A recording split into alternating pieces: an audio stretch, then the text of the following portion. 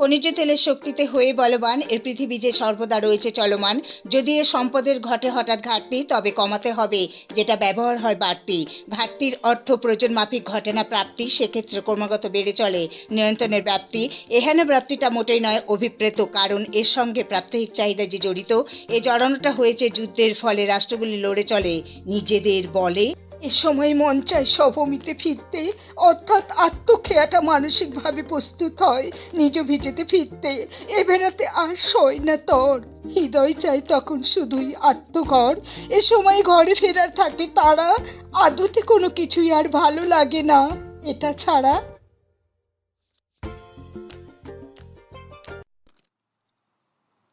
একজন ভাই পড়ছে ছন্দময় পদ্য, হতে পারে এটাই হয়তো তার আগামী জীবনের গদ্য। এই গদ্য কি আদৌ খাটে হেথা? যানবাহনের অত্যধিক আধিক্য রয়েছে যেথা, এটা সবকিছুতেই রয়েছে সর্বোপরি, কারণ এটা যে হলো কলকাতা মহানগরী।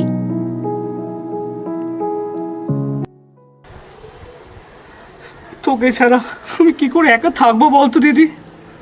তোর যদি ওখানে ভালো লেগে যায়, তুই যদি না ফিরিস, তখন আমি কি করে থাকবো বলতো?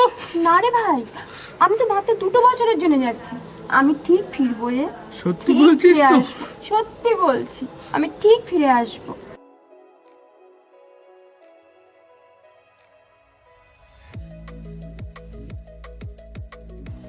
কাজ শেষ হয়ে গেলে আমি তো আবার তোর কাছে ফিরে আসবো। তুই আবার ওই দেশে থেকে যাবি না তো? দূর বোকা, আমি তো কয়েক বছরের জন্য কাজে যাচ্ছি। তো তুমি আমার ভাইটাকে একটু দেখো না গো। তুই ওই নিয়ে একদম চিন্তা করবি না, তোর ভাইকে আমি ঠিক ভালোভাবে দেখব। তুই কিন্তু খুব সাবধানে থাকবি।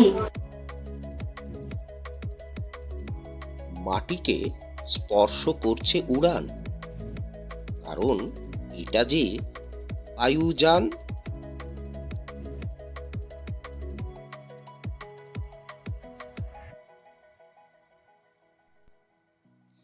সর্বত্র সম্পদশালী বেশ, কারণ এটা যে মধ্যপ্রাচ্যের দেশ। মধ্যপ্রাচ্যের দেশে তনয়ের হাতে জলভাস। সে কি বলছে তেল সংকটে এই দুনিয়াকে কিভাবে বানানো যায় দাস। তার অভিব্যক্তিগুলো সাবলীন, কিন্তু এভাবে কি গতিশীল ভুবনকে এক ঝটকায় করা যায় কি? সমগ্র বিশ্বে অযাচিত তেল সংকট চায় না নারী, কারণ এ ব্যাপারে সংশ্লিষ্ট ক্ষুধা নিবারণে কি টানা যায় অভাবনীয় দাঁড়ি।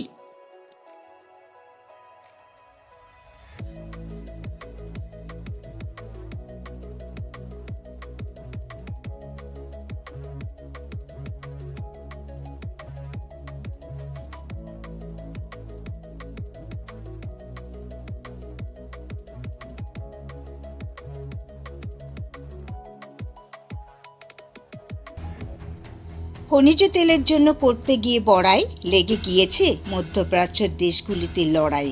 বাসিন্দাগণের মধ্যে কারো জবানিতে চলছে ভাষ্য, আবার কারো বা অভিব্যক্তিতে দেখা যাচ্ছে অট্টহাস্য।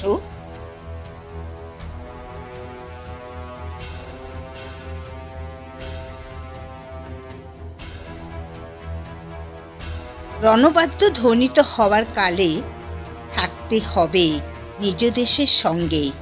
এর প্রকৃত প্রভাব যেন পড়ে নরনারীর প্রাত্যহিক জীবন রঙ্গে। মধ্যপ্রাচ্যের এই অস্থির পরিস্থিতি একেবারেই কাম্য নয়।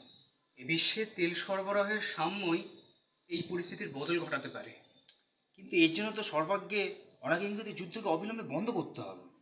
তেল রাজনীতির হ্রাসের গন্ধ পাওয়া দেশগুলি কি কত সহজে তা মানবে? দেশে মনে হয় আর ফেরাই হবে না।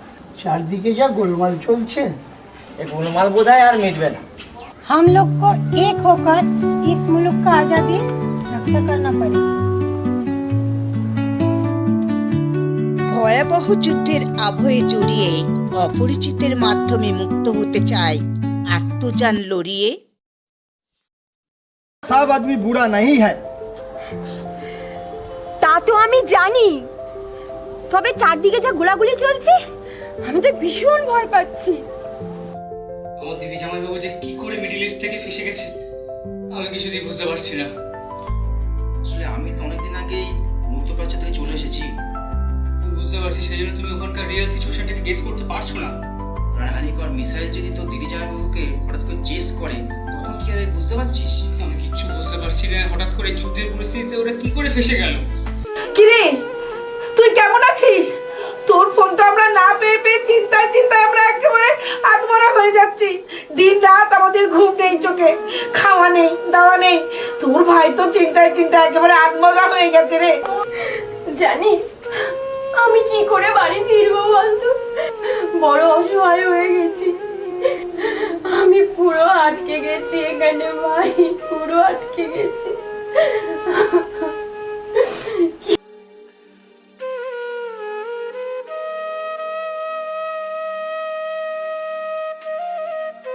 না না না, অনেকদিন ধরে দিদিকে পাচ্ছি না, আমি ফোনে পাচ্ছি না, ফোনটা নট রিচেবল বলছে।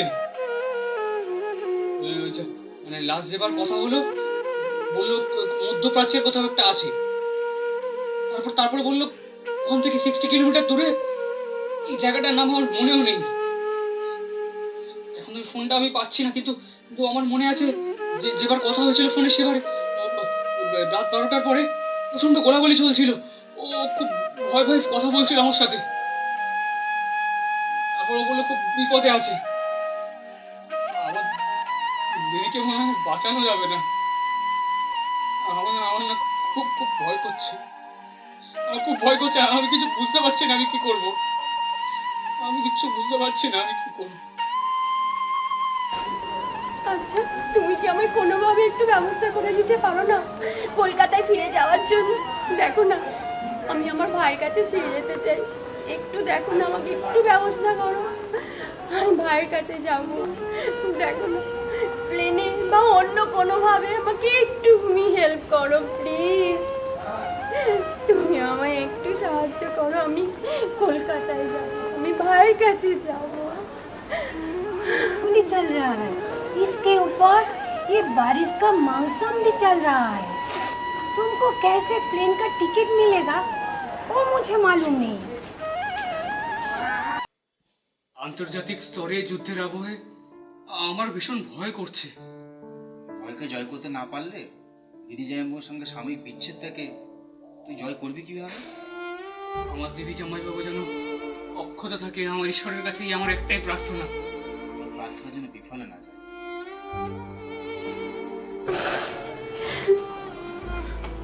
प्लेन का टिकट तो नहीं मिलेगा। তাহলে কি হবে? আমি কি কলকাতায় ফিরতে পারবো না? वो तो मुझे मालूम नहीं।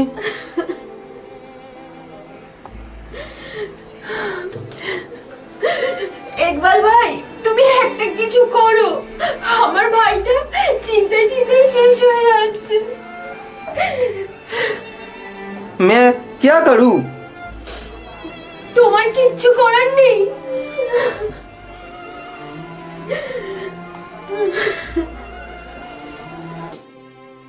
আমাদের কান্ট্রির এমবাসির কি দেশীয় যাত্রী প্রত্যাপনের ব্যাপারে কোনো ভূমিকা নেই? আসলে অধিকাংশ দেশের বিদেশ মন্ত্রক অতি সত্বর কোনো প্রকার সিদ্ধান্তে পৌঁছাতে পারছে না। এর ফলে ভুগতে হচ্ছে আমার দিদি জামাইবাবুর মতো অসংখ্য অভিবাসী বৃন্দদেরকে। প্রকৃতপক্ষে সব দেশের অযাচিত তেল সংকটের জল মাপতে চাইছে।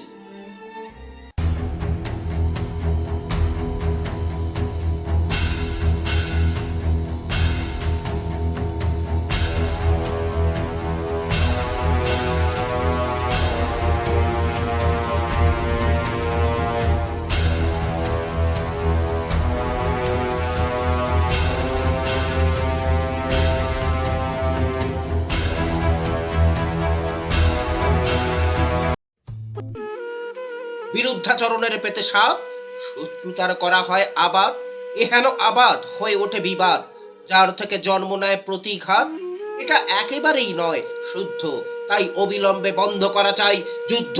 এর ফলে অতি প্রিয়জন হয় যখন আর দুয়ারে আগত হয় জম।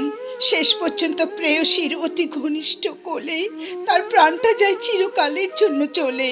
ফলস্বরূপ প্রেমিকা ফেটে পড়ে আর্তনাদে, কারণ তার প্রেম জীবনটা পৌঁছে যায় খাদে।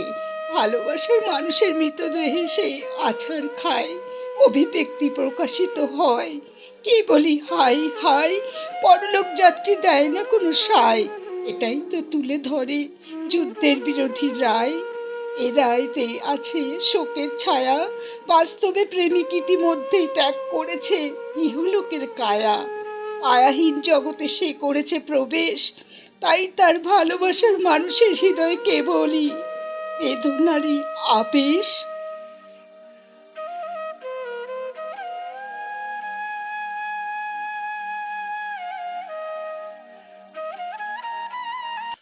এই যুদ্ধের আবহে ফেঁসে গিয়ে কত সংখ্যক মানুষ যে অকালে টেসে যাবে তার কোনো সীমা পরিসীমা নেই। রণ কখনোই জনকল্যাণের ধারক ও বাহক হতে পারে না। বরং এটা যে অগণিত মানুষের নাচাকু অজুহাত মাত্র। কোনো এক্সকিউজেই যেন আমার দিদি জামাইবাবু আমার কাছে ফিরে আসাটা আটকে না যায়। কি হয়েছে? আমার না খুব ভয় করছে। দেখো না, আমার খুব ভয় করছে। শোনো, আমরা কি কলকাতা ফিরতে পারবো না? আমার আর ভালো লাগছে না। যাও করে তুমি ফ্লাইটের টিকিটের ব্যবস্থা করো প্লিজ। আমি চেষ্টা করছি, আমি দেখছি আমি কলকাতায় ফিরবো, আমি কলকাতায় ফিরবো, আমি কলকাতায় নিয়ে চলো। তুমি না স্টেডি, আমি চেষ্টা করছি, কালকের মধ্যে একটা ব্যবস্থা আমি করবো। ফ্লাইটের টিকিটের চেষ্টা করে যাই, আজকে আমি পারিনি, আমি চেষ্টা করছি, আমি কালকের মধ্যে চেষ্টা করবো। এত ভয় পেও প্লিজ, আমার একটা চিন্তা আছে। আমি মরেই যাবো এখানে, আমি কি করে বাড়ি যাবো? কি করে বাড়ি যাবো? না আমি দেখছি, বললাম তো আমি। আমার দিদি জামাইবাবু কি প্লেনের টিকিট জোগাড় করতে পারছে না? আসলে একসঙ্গে বহু সংখ্যক লোক একসাথে দেশে ফিরতে চাইছে বলে এমন সমস্যাটা দেখা দেওয়া তো স্বাভাবিক। এরকম পরিস্থিতিতে আমার যে অস্বাভাবিক স্নায়ুর চাপে আমাদের দম বন্ধ করে লাগছে। তবে আমার সুদূর প্রসারী দৃষ্টিশক্তি এটাই বোঝা যাচ্ছে যে হঠাৎ যুদ্ধে তো দিদি জামাইবাবু একেবারে ফেঁসে গিয়েছে।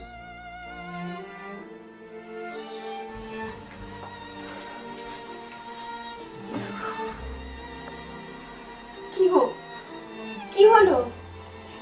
কিছু ব্যবস্থা করতে পারলে? কেন? বুঝতে পারছি না আমি কি করবো, আমি অনেক চেষ্টা করলাম। আমি আর কিছু বুঝতে পারছি না। আমি ভাইয়ের কাছে যাব, আমি কিভাবে কলকাতায় যাব? জানো তো, ভাইয়ের খুব শরীর খারাপ, কোনো যোগাযোগ করতে পারছি না। পাশের বাড়ির বৌদির কাছে আমি রেখে দিয়ে এসেছি ভাইকে। আমি কোনো যোগাযোগ করতে চাইছি, কিছুতেই যোগাযোগ করতে পারছি না। তুমি যে করেই হোক আমাকে নিয়ে চলো, প্লিজ নিয়ে চলো, আমি ভাইয়ের কাছে যাব। আমার ভাই খুব অসুস্থ। আরে বাবা, তোমার কি মনে হচ্ছে? তোমার কি মনে হচ্ছে আমাকে? আমি চেষ্টা করছি না, কিন্তু আমার কিছু করার নেই। আমি অনেক চেষ্টা করেছি, তবে আমি যখন তোমাকে কথা দিয়েছি আমি যে কোনো তোমাকে কলকাতায় নিয়ে যাবো। আমাকে একটু সময় দাও তুমি, আমি বুঝতে পারছি না কি করা যায়। যায় আসে না মধ্যপ্রাচ্যের দেশের কোনো কিছু, তাই নেওয়া হয়েছে অভাবনীয় তেল অহংকারের পিছু। দিনের পর দিন হচ্ছে ক্রুড অয়েল দামি, যার ভুক্তভোগী হচ্ছে সবাই, মানে তুমি আমি।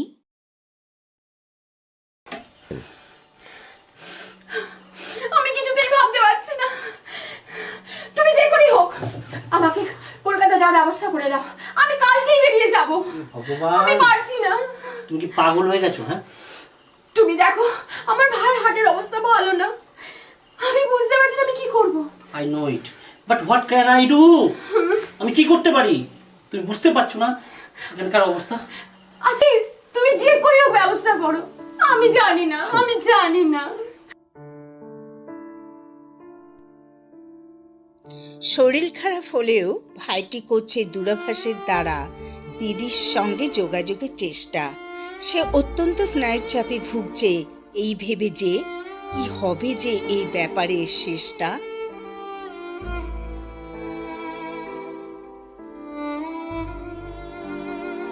হঠাৎ লেগে গিয়েছে রণ, তাই ভাইয়ের জন্য দেশে ফিরতে চায় পত্নীর মন। বিদেশ ভুঁইয়ে হয়েছে বিপজ্জনক অবস্থা। এই অবস্থায় প্রতি নতুন এক পরিচিতের দ্বারা করতে চায় ফেরার ব্যবস্থা।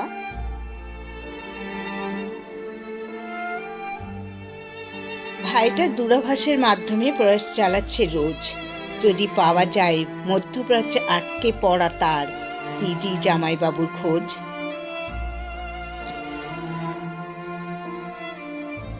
এটাও যেতে পারছি না। আমার ভাইটা কি যে করছে, কি হয়েছে, আমি সেটাও যোগাযোগ করতে পারছি না। বলো না, কিছু তো একটা ব্যবস্থা করতেই হবে। এত খারাপ অবস্থার মধ্যেও আমি একটা আশার আলো দেখতে পাচ্ছি, বুঝলে? আমার সাথে না একজন আমাকে একটা চেইন সিস্টেম বলেছে, সেইখান থেকে আমরা কলকাতায় যাওয়ার একটা রাস্তা পাবো।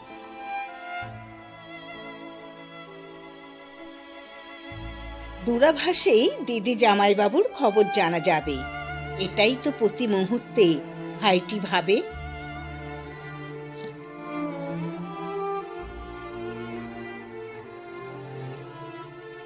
दिल्ली तक तुम जा सकते हो, लेकिन कलकत्ता कैसे जा सकते हो वो आप सोच लो। ঠিক আছে, আপনি আমাকে দিল্লি পর্যন্ত যাওয়ার অ্যারেঞ্জ করে দিন, তারপরে কলকাতা কিভাবে যেতে হবে ওখান থেকে সেটা আমি ব্যবস্থা করব।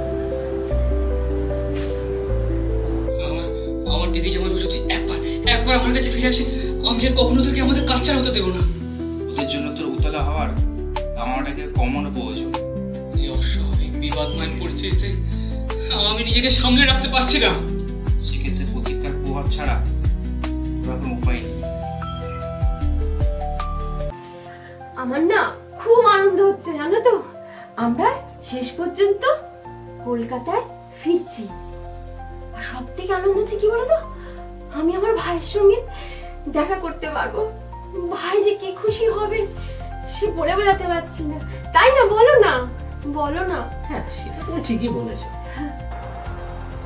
অন্তিমে ফিরতে পারলে আপনালয়, সেটাকেই ধরে নেওয়া হয় জয়। জয়টাই যদি শেষ অবধি হয়, তখনই মনে প্রশান্তির অভিব্যক্তি বয়। এই বওয়াটাই ধরতে হাল, পরিবার রূপ তরুণীতে তোলা হয় পাল। এপালে লাগলে হাওয়া, শুরু হয়ে যায় প্রত্যাবর্তন রূপ নদীতে তরি বাওয়া। এই বাওয়াটাতেই করতে অংশগ্রহণ করা হয় আত্মগৃহে প্রত্যাপন। প্রত্যাপনের অর্থ হলো ফিরে পাওয়া, পরিপূর্ণ হলো স্বপ্ন যা এক দিদির আর ভাইকে সাক্ষাতে চাওয়া। এই চাওয়াটাই তো একান্তভাবে অভিপ্রেত, যা সম্পূর্ণাংশে ভাতৃপ্রেমের সঙ্গে জড়িত। এই জড়ানোটাই তো স্বাভাবিক। অনেক কিছু অস্পষ্টতার মাঝে এটাই করে চিকচিক। চিকচিকের মানে হলো উজ্জ্বলতার সঙ্গে বিদ্যমান হেতায় সমস্ত ধরনের বাধা হয়ে গিয়েছে খান খান খান খান, অর্থাৎ সমস্ত কিছু কাটিয়ে জামাইবাবু মারাত্মকভাবে মাথা খাটিয়ে। এই জড়া থেকে হতে মুক্ত দিদি হয়েছে ভাতৃকাতরতার সঙ্গে যুক্ত। এ যোগে পেয়েছে সে সফলতা, কারণ তার প্রচেষ্টায় ছিল সত্য সত্যই দৃঢ়তা। কেউ পারেনি করতে দমন, তাই সে সামলেছে অকস্মাৎ যুদ্ধজনিত আক্রমণ। এই আক্রমণে ঘুচেছে দূরত্বের ব্যবধান। চিরশান্তি পেয়েছে দিদি ভাই উভয়ের জান। এই জানটা মৃত্যুকেও করেছে জয়। তাই তো যুদ্ধের আবহে ফেসে গিয়েছে, দিদি পেয়েছে অভয়। এহেন অভয় যেন অজেয় বাণী, যাতে সন্তুষ্টি লাভ করেছে দিদি ও ভাইয়ের উভয়ের হৃদয়খানি। হৃদয়ের ডাকের অর্থ প্রকাশিত হয় হার্দিকতার সঙ্গে, যা অত্যন্ত সফলতার সঙ্গে দেখা যায় জীবন রঙ্গে।